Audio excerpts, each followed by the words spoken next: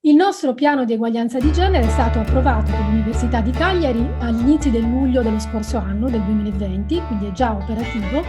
ed è però frutto di un lungo processo che è iniziato proprio nel momento in cui si è avviato il progetto Sull'università di Castello, ma sull'università di tutta italiana e mondiale,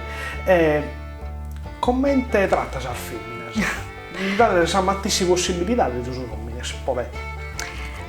La strada è ancora lunga, poi in Università di Uru c'è questo che noi seriamo la gravettura dei birdi. Poi tu, che sei femmina o uomo, potessi entrare in università, riceverai i studiai, però quando devi Andare avanti.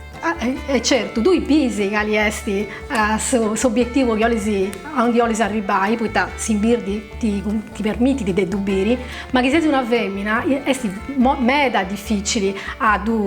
segare che sei sola, poi devi ogni volta decidi che si fillus ti devi vivere mai, che non ti puoi spostare, poi ti cose fai in famiglia, ti passano innanzi tutti gli altri, sicché tu puoi entrare, non ci punti pregiudizi in trend in università, ma che tu raggiungi esposizioni brusate, la situazione è ancora meda differente tra i femmine e gli uomini.